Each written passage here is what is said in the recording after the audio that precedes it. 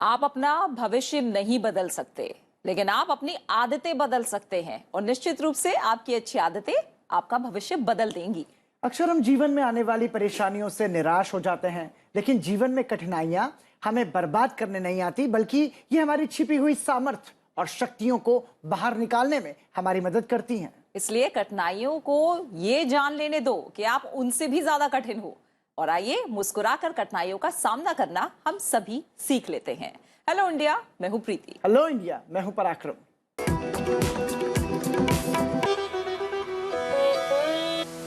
और ये पूरा हफ्ता त्योहार और उल्लास और उत्सव के साथ बीता है। हर तरफ उल्लास, उमंग और अलग अलग अंदाज नजर आया। बिल्कुल, त्योहार के मौसम में देश के अलग अलग कोनों में अलग रंगत नजर आई।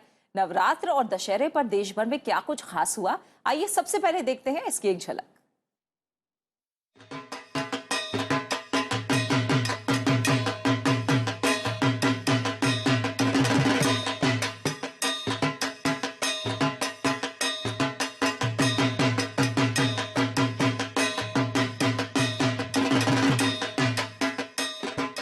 अगर कहा जाए कि भारत त्योहारों का देश है तो अतिशयोक्ति नहीं होगी।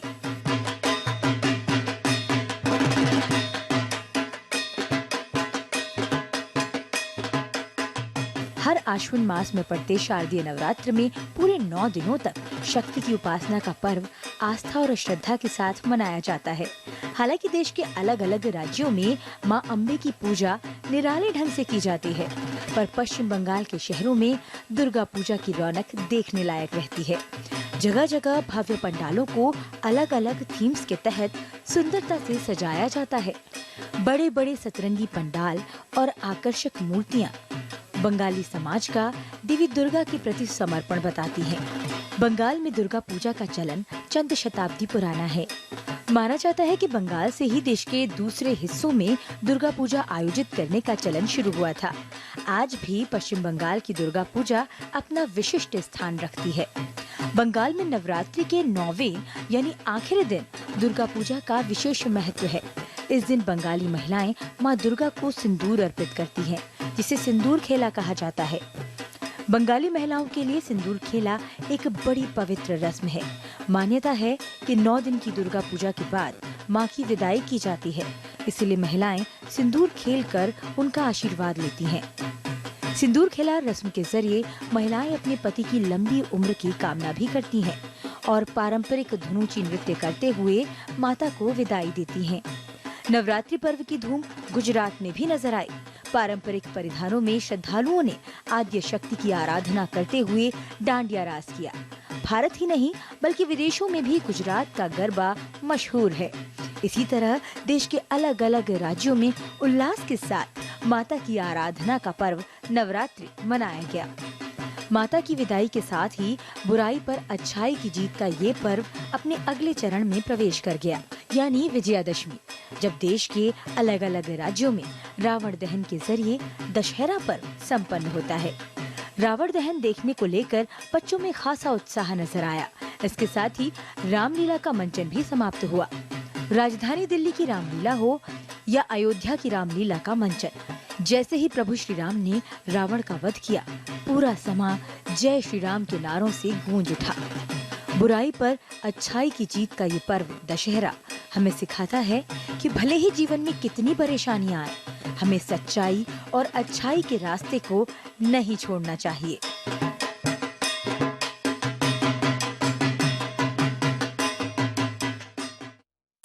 और आज विश्व खाद्य दिवस है। खाद्य हम सबके जीवन का सबसे जरूरी हिस्सा है, लेकिन दुनिया के कई कोनों में भोजन की कमी की समस्या अब भी स्थानीय लोगों के सिर पर एक तरह से कहें तो लटकी हुई तलवार की तरह है। कहा जाता है कि भूख से असंतोष पैदा होता है। चाहे उद्योग कितना भी मजबूत हो, व्यवसाय कितना भी विकसित हो, इंटरनेट कितना भी तेज हो, पेट भरना हमेशा सबसे बुनियादी आवश्यकता होती है। बिल्कुल, सभी लोगों के पेट को भरने के लिए अगर हम देखें तो कुल राशि जो है वो काफी बड़ी है। ये संख्या भी काफी चौंका सकती है और कहीं ना कहीं कई देशों पर, कई जगह पर ये एक बोझ की तरह भी है। कुछ लोग सवाल कर सकते हैं कि अगर मैं खाना बर्बाद नहीं करता, यानी हम अगर एक आम आदमी तक पहुंचे तो कुछ लोग ये सोचते हैं कि अगर मैं खाना बर्बाद नहीं करता तो क्या भूखे लोग खा सकते हैं?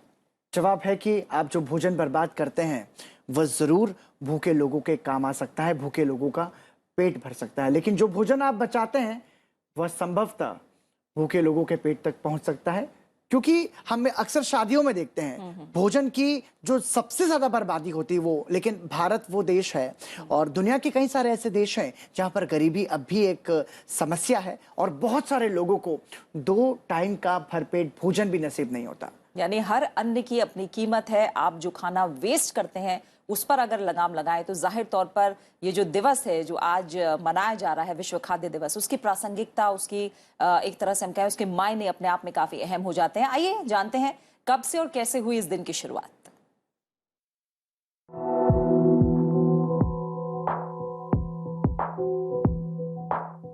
दुनिया भर में अनगिनत लोग आज भी भुखमरी के शिकार हैं। बात चाहे विकासशील देशों की हो या विकसित देशों की, हालात कमोबेश एक ही जैसे हैं। भुखमरी के संकट के प्रति जागरूकता लाने के लिए संयुक्त राष्ट्र ने इसी दिन खाद्य एवं कृषि संगठन यानी FAO की स्थापना की।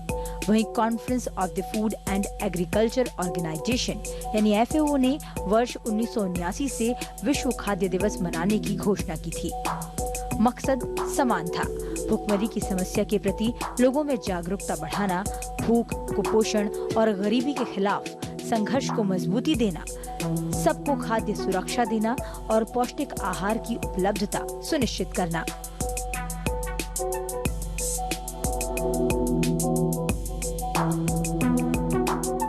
भोजन को एक बुनियादी और मौलिक मानवाधिकार के रूप में स्थापित करना भी इसका उद्देश्य था। ये दिवस हर साल अलग अलग थीम के साथ मनाया जाता है, पर इस गंभीर विषय पर अभी काफी कुछ किया जाना बाकी है।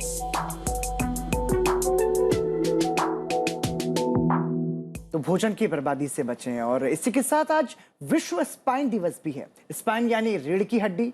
अगर रीढ़ की हड्डी में किसी तरीके का विकार आ जाए तो इससे व्यक्ति विकलांगता का शिकार भी हो सकता है। बिल्कुल, रीढ़ की हड्डी जो संबंधी विकार हैं यानी समस्याएं हैं, उनके प्रति जागरूकता लाने के मकसद से ही हर साल 16 अक्टूबर को विश्व स्पाइन दिवस मनाया जाता है। इसके कारण, लक्षण और बचाव के तरीकों के बारे में जानकर आप खुद को इस बीमारी से काफी हद तक बचा सकते हैं। विश्व रीढ़ दिवस रीढ़ की हड्डी संबंधी विकारों के बारे में जागरूकता बढ़ाता है और इसके पीछे इसको मनाए जाने का जो मकसद क्या कुछ है प्रीति, वो हम दर्शकों को भी समझाते हैं। ये रिपोर्ट देखिए। मनुष्य के शरीर के हर अंग की अपनी एक खास विशेषता है। यदि इसमें से कोई भी एक खराब हो जाता है या उसमें किसी तरह की समस्या होती है तो उसका असर पूरे शरीर पर पड़ता है। इसी वजह के चलते मनुष्य के कुछ अंगों को लेकर खास दिन भी तय किए गए हैं। ऐसे दिवसों पर उस अंग के प्रति व्यापक पैमाने पर जागरूकता फैलाने के लिए काम भी किया जाता है। इसी कड़ी में आज मनाया जा रहा है वर्ल्ड स्पाइन डे। इसका मकसद है रीढ़ की हड्डी के रोगों के प्रति समाज में जागरूकता फैलाना। आपकी जानकारी के लिए बता दें कि रीढ़ संबंधी विकार विकलांगता के प्रमुख कारणों में से एक हैं। विश्व स्पाइन दिवस को आधिकारिक तौर पर साल 2012 में वर्ल्ड फेडरेशन ऑफ चिरोप्रैक्टिक ने शुरू किया था।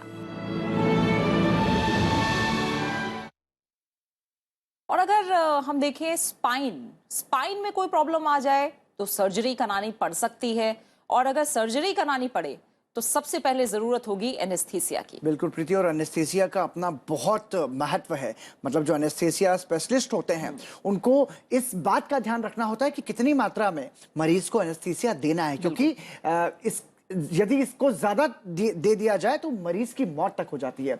एक एनेस्थिस्ट जो रहता है उसका क्या कुछ महत्व होता है, ये समझना जरूरी है। सर्जरी की पूर्व की जिम्मेदारी सबसे महत्वपूर्ण होती है। आधुनिकता के इस दौर में एनेस्थीसिया के क्षेत्र में भी काफी बदलाव आया है। जहां हम देखें कि 10 से 15 साल पहले तक सर्जरी के बाद पूरा 1 दिन लग जाता था मरीज को होश आने में, लेकिन अब मरीज सर्जरी के बाद ऑपरेशन थिएटर से बात करते हुए बाहर निकलता है और यहाँ मरीज की जान खतरे में नहीं होती।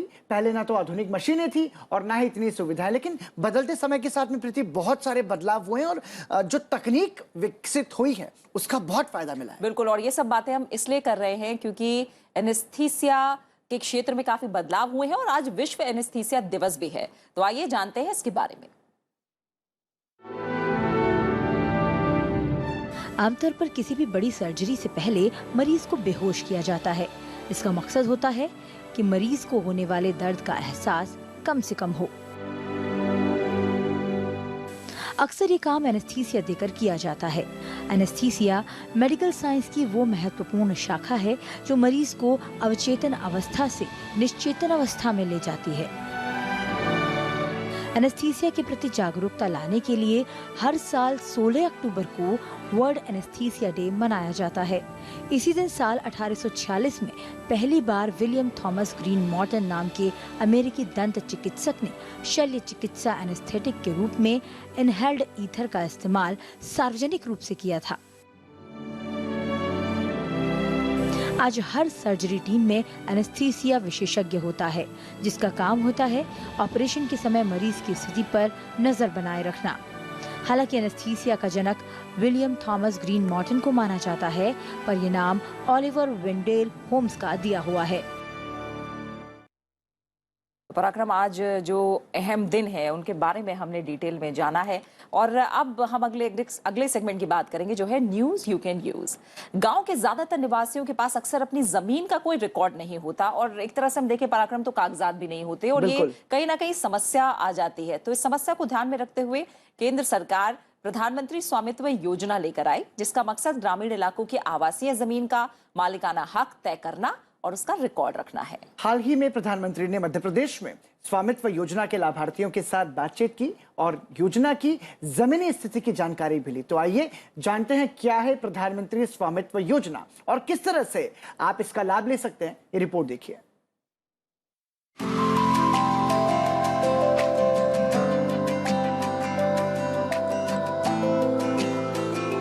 भारत में ग्रामीण क्षेत्र में आवासीय भूमि की मैपिंग करने और डिजिटल इंडिया को बढ़ावा देने के लिए स्वामित्व योजना शुरू की गई।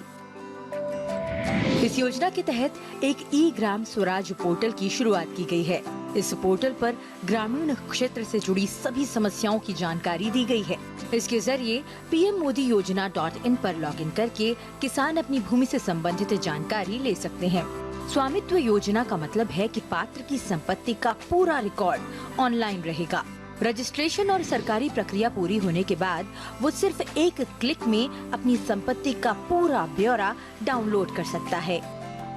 गांव की जमीन और गांव के घरों को लेकर विवाद, लड़ाई झगड़े, अवैध कब्जों में गांव को लोगों की ऊर्जा, कोर्ट कचहरी, न जाने कितनी कितनी मुसीबतें झेलनी पड़ती थी। समय और पैसा बर्बाद होता था। स्वामित्व योजना भी आप सबकी भागीदारी से ग्राम स्वराज का एक उदाहरण बनेगी। इस योजना की मदद से सरकारी योजनाओं की जानकारी और पहुंच देश के हर गांव तक आसानी से होगी। अब गांव के लोग भी शहर के लोगों की तरह अपने मकानों पर होम लोन और खेतों पर लोन ले सकते हैं। गांव में जमीनों की मैपिंग ड्रोन के जरिए की जाएगी। प्रधानमंत्री स्वामित्व योजना का मकसद संपत्ति नामांकन की प्रोसेस को सरल बनाना है। इससे भूमि की सत्यापन प्रक्रिया तेजी से होगी। इससे ग्राम पंचायतों में होने वाली धांधली, जमीनों पर कब्जा और भूमाफिया पर लगाम लगेगी। ग्राम पंचायत के अंतर्गत आने वाले किसानों को लोन लेने की सुविधा का भी प्रावधान इस योजना में रखा गया है। ग्रामीण युवा जो बेरोजगार हैं, उन्हें ऋण देने का प्रावधान भी प्रधानमंत्री स्वामित्व योजना में रखा गया है। पंचायती राज दिवस पर प्रधानमंत्री ने 24 अप्रैल 2020 को स्वामित्व योजना को लॉन्च किया था। अब तक देश के करीब 6 राज्यों में इसकी शुरुआत हो चुकी है।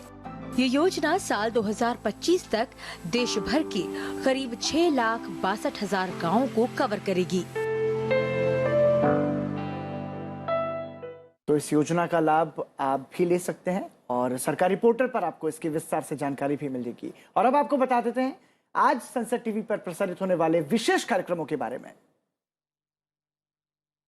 हेलो इंडिया के बाद आप सुबह 9 बजे देख सकते हैं हमारा खास कार्यक्रम संसद संवाद। और इस कार्यक्रम के बाद शाम 7 बजे आप संसद टीवी पर देख सकते हैं मुद्दा आपका। 7:30 बजे देखिए हमारा खास कार्यक्रम मेरी कहानी। और रात 8 बजे दिन भर की बड़ी खबरों पर आधारित न्यूज बुलेटिन आज की खबर। 8:30 बजे आप देखिए हमारा खास कार्यक्रम न्यू इंडिया डिबेट। और रात 9 बजे आप सनसेट टीवी पर देख सकते हैं हमारी खास पेशकश द डिफेंडर्स। रात 9:30 बजे हमारे साथ जुड़िए और देखिए खास कार्यक्रम पर्सपेक्टिव। और रात 10 बजे आप सनसेट टीवी पर देख सकते हैं हमारी विशेष प्रस्तुति असेंबली डिबेट।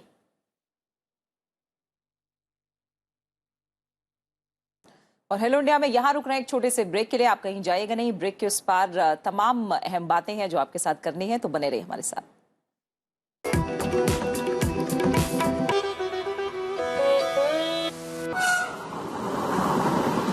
एकल प्रबंधन यानी कि वन मैनेजमेंट के तहत दुनिया का दूसरा सबसे बड़ा रेल नेटवर्क जो रोजाना 2 करोड़ 30 लाख से ज्यादा यात्रियों और 33 लाख टन माल ढोने का काम करता है।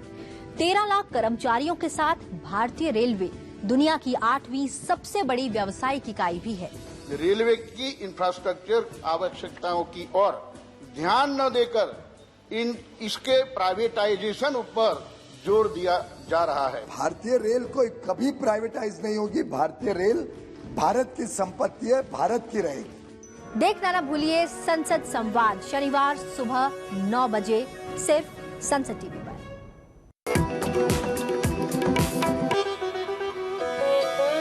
हेलो इंडिया ब्रेक के बाद एक बार फिर आपका स्वागत। और आइए अब नजर डालते हैं आज के इतिहास पर।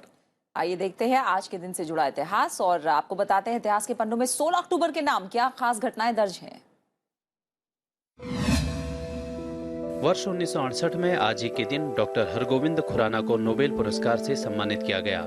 आनुवंशिक कोड यानी जेनेटिक कोड जो जीवों के रंग रूप और संरचना को निर्धारित करने में अहम भूमिका अदा करता है। आनुवंशिक कोड की भाषा समझने और उसकी प्रोटीन संश्लेषण में भूमिका का प्रतिपादन भारतीय मूल के अमेरिकी वैज्ञानिक डॉक्टर खुराना ने किया था और इसी उपलब्धि के लिए उन्हें चिकित्सा के क्षेत्र में नोबेल पुरस्कार से सम्मानित किया गया। वर्ष 1958 में आज ही के दिन राष्ट्रीय महिला शिक्षा समिति की स्थापना की गई। इस समिति का गठन महिला शिक्षा की विभिन्न समस्याओं के समाधान हेतु सुझाव प्रस्तुत करने के लिए किया गया। राष्ट्रीय महिला शिक्षा समिति की नियुक्ति श्रीमती दुर्गाबाई देशमुख की अध्यक्षता में की गई। इस समिति का मुख्य कार्य यह था कि महिला शिक्षा को भी पुरुष शिक्षा के समानांतर पहुंचाया जाए। वर्ष 1945 में आज ही के दिन संयुक्त राष्ट्र ने विश्व खाद्य दिवस मनाने की शुरुआत की थी। संयुक्त राष्ट्र ने रोम में खाद्य एवं कृषि संगठन FAO की स्थापना की। खाद्यान्न की समस्या को देखते हुए संयुक्त राष्ट्र ने इस दिन को मनाने की घोषणा की थी। इस दिवस को मनाने का उद्देश्य विश्व भर में फैली भूखमरी की समस्या के प्रति लोगों में जागरूकता बढ़ाना और भूख, कुपोषण और गरीबी के खिलाफ संघर्ष को मजबूती देना है। और इतिहास के बाद अब हेलो इंडिया में आपको बताते हैं हमारे खास सेगमेंट खास सुबह के बारे में। खास सुबह एक ऐसा सेगमेंट है जिसमें हम आपको बताते हैं हमारे जो सेलिब्रिटी हैं और जो खास लोग हैं वो अपने दिन की शुरुआत कैसे करते हैं। तो प्रीति, आज की खास सुबह में किन्हें आप मिलवाने जा रहे हैं? बिल्कुल, जैसा पराक्रम आपने कहा, आम लोगों की हमेशा दिलचस्पी होती है कि जो खास लोग हैं जिन्हें बहुत सारे लोग फॉलो करते हैं, आखिर उनके दिन की शुरुआत कैसे होती है। तो खास सुबह में आज आपको मिलवाते हैं सांसद मनोज तिवारी से और जानते हैं कि कैसे करते हैं वो अपने दिन का आगाज। एक खास सुबह इसमें हम आपके सामने हैं और मैं समझता हूं कि अगर सुबह खास हो गई तो फिर अगला 24 घंटा बहुत खास रहेगा। मैं रोज सुबह उठते ही बेड से पहले मैं अपना ट्रैक सूट लूंगा और सीधे कहीं बगल में ग्राउंड है, घर में छोटा सा एक लॉन है तो उसका फायदा ले लेते हैं। अगर नहीं है तो आसपास के ग्राउंड में पार्क में जाएंगे, वॉक करेंगे, स्ट्रेचिंग करेंगे, थोड़ी सी जॉगिंग कर लेंगे, फिर स्ट्रेचिंग करेंगे, रिलैक्स करेंगे, फिर प्राणायाम करेंगे। उसी सुबह में जब हम ब्रेकफास्ट में सब कुछ करने के बाद जा रहे होते हैं, उसके पहले अखबार भी हमारा बहुत बड़ा साथी होता है। अखबार निश्चित रूप से हमें एक दिन पहले का वो सारा समाचार दे देते हैं जिसके आधार पर हमें कल के बारे में सोचना है।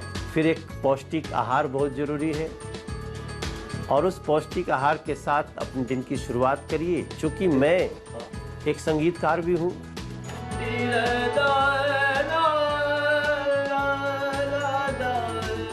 मेरा जीवन संगीत पे आधारित है। मैं एक छोटे से गांव से अपने संगीत के बल पे ही लोगों में परिचित हुआ हूँ। तो मैं रोज सुबह 15-20 मिनट अपने संगीत को जरूर देता हूँ।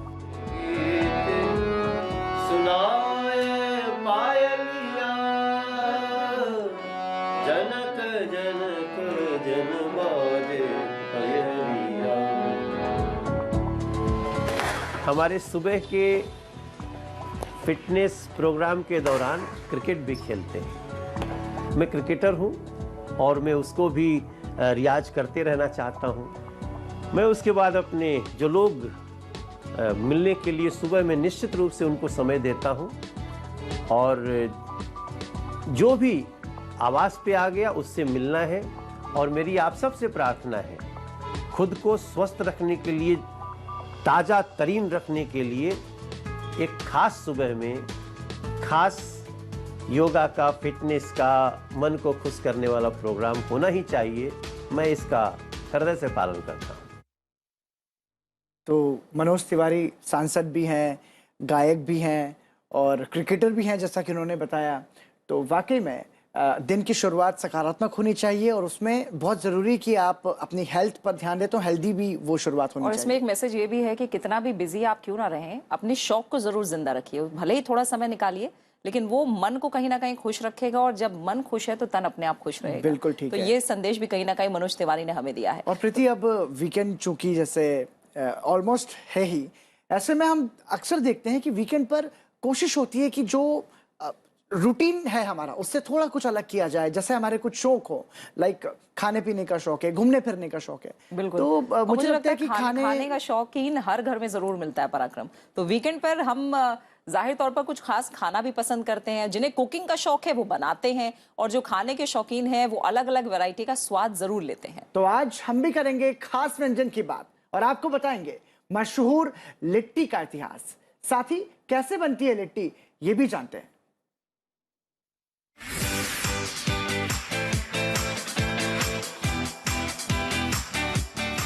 लिट्टी चोखा। बिहार और झारखंड के इस व्यंजन की दीवाने अब केवल बिहार तक ही सीमित नहीं है, बल्कि देश और दुनिया में ये देसी रेसिपी खूब पसंद की जा रही है।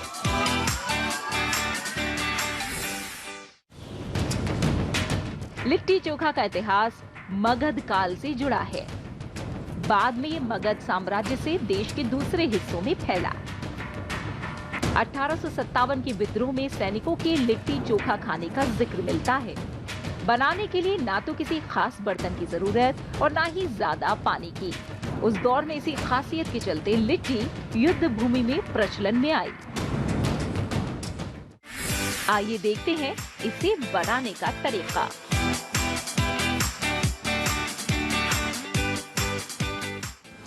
मैं आपको लिट्टी बनाना बताती हूँ कि किस तरह से हमारे बिहार में लिट्टी बनते हैं। तो इसमें डलता है प्याज, लहसुन, अदरक, अजवाइन, हरी मिर्च, मंगरेल और नमक। तो मैं आपको दिखाती हूँ किस तरह से। और उसके बाद ये मैदा लिए हमने, मैदा को गूंद लिए, थोड़ा सा तेल मिला लिए गूंदते समय, ताकि सॉफ्ट हो जाए। हम इसको बैगन का भरता के साथ भी खा सकते हैं और टमाटर के चटनी के साथ भी खा सकते हैं। धनिया के चटनी में दही डाल के भी खा सकते हैं। आलू के चटनी भी बना सकते हैं।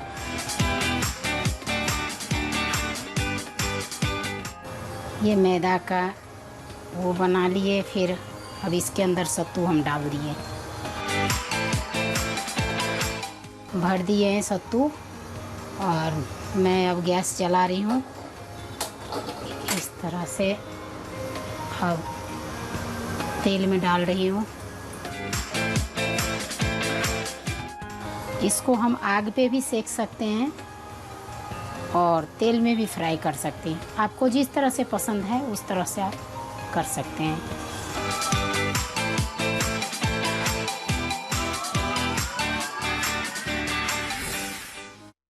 ये लिट्टी चोखा देख करके तो अभी सुबह सुबह पानी आ गया मुंह में। मतलब ऐसा मन कर रहा है कि बस शो खत्म करके सीधा जाएं और सबसे पहले लिट्टी चोखा का आनंद लें। ठीक है, मैं भी आपके साथ चलूंगी और जरूर आज लिट्टी चोखा का आनंद लेंगे। तो हमने खाने पीने की बात कर ली, खास सुबह की बात कर ली, अब हम एक खास कला की बात करेंगे और आपको दिखाएंगे केरल की एक खास कला, पुलिकली। केरल राज्य की लोक कला पुलिकली में कलाकार बाघ और शिकार दोनों का स्वांग करते हैं। इस नृत्य में कलाकार शरीर को बाघ की तरह पीली, लाल और काली धारियों में रंगते हैं। बिल्कुल, और पारंपरिक ढोल की लय पर इस पर नृत्य करते हैं। तो मुझे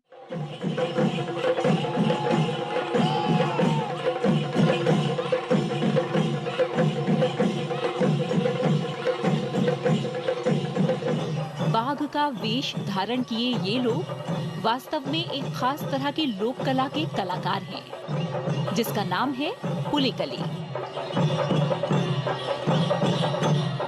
पुलिकली केरल के विभिन्न हिस्सों में ओणम के दौरान किया जाने वाला एक खास लोक नृत्य है।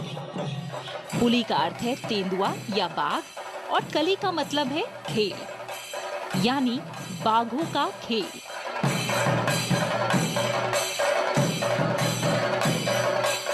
हर साल ओणम के चौथे दिन पुलिकली कलाकार बाघ का रूप धारण करके तकिल, उडुक और चेंडा जैसे पारंपरिक वाद्य यंत्रों की लय पर नृत्य करते हुए लोगों का मनोरंजन करते हैं।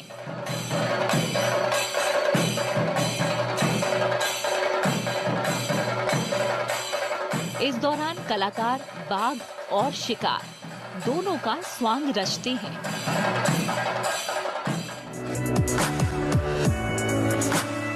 लेकिन इससे पहले इन कलाकारों को तैयार करने में अच्छा खासा समय और मशक्कत लगती है।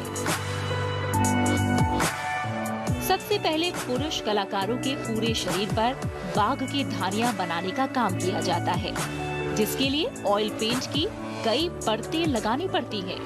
तब जाकर असल बाघ का रूप निकलकर सामने आता है।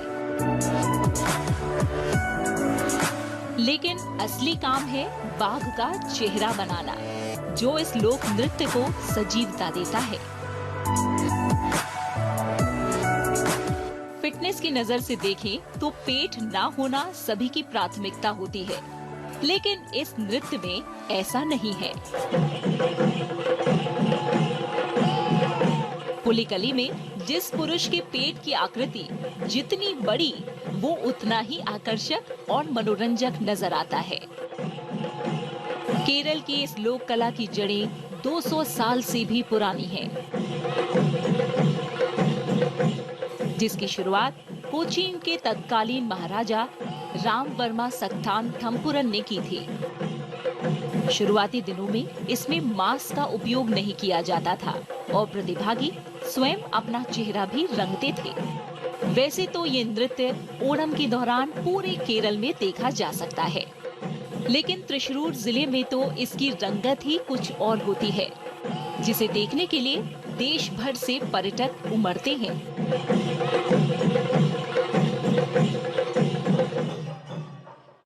और इसी के साथ मुझे और पराक्रम को दीजिए इजाजत। उम्मीद है कि आपका जो वीकेंड है वो अच्छा और खुशनुमा बीतेगा। सोमवार को आपके साथ फिर मुलाकात होगी हेलो इंडिया में इसी समय। तब तक के लिए नमस्कार।